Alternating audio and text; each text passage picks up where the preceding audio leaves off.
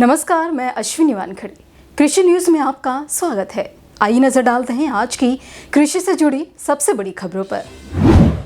हरियाणा के रेवाड़ी जिले में विश्व स्तरीय कृषि यंत्र बनाने वाली कंपनी मैश्यो गैस्पार्डो ने अपने नए अधिकृत डीलर ममता मोटर्स का उद्घाटन किया है।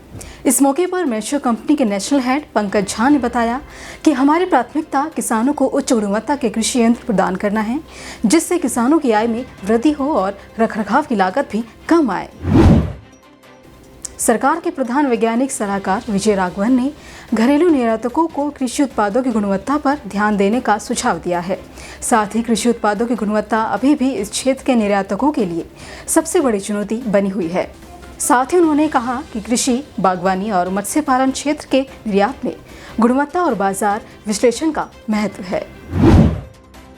कृषि विशेषज्ञों के अनुसार किसान स्प्रिंकलर विधि अपनाकर पानी में फसल की सिंचाई कर सकते हैं।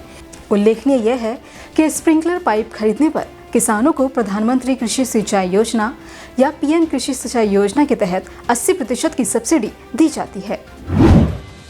अरबी की खेती अंतर्वर्ती तरीके से करें तो किसानों को ज्यादा फायदा होगा। इसे मक्का और आलू के साथ भी बोया जा सकता है, जिससे किसान कई तरह के फायदे उठा सकते हैं। दरअसल डॉक्टर राजेंद्र प्रसाद केंद्रीय कृषि विश्वविद्यालय पूसा के अखिल भारतीय समन्वित कंदमूल अनुसंधान तिरहितु कृषि महाविद्यालय ढोले के केंद्र पर किए गए इस अनुसंधान के परिणामों से ये साबित हो गया है कि अरबी के साथ और भी कई फसलें उगाई जा सकती हैं। हरियाणा के मुख्यमंत्री मनोहर लाल खट्टर ने अधिकारियों को सीनियर सेकेंडरी स्कूल और कॉलेजों के विद्यार्थियों से खेतों की मिट्टी जांच करवाने का ऐलान किया है। साथ ही ये काम करने वाले विद्यार्थियों को प्रति नमूने पर 40 रुपए दिए जाएंगे।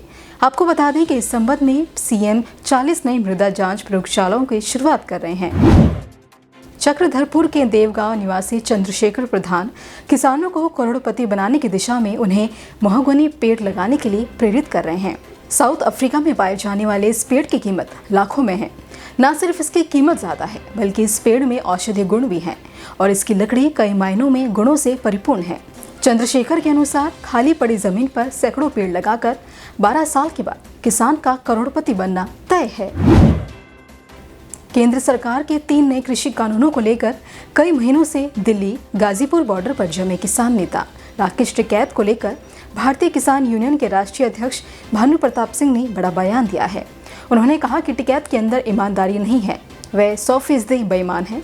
वे दिल्ली गाजीपुर बॉर्डर पर सिर्फ और सिर्फ आतंक फैला रहे हैं।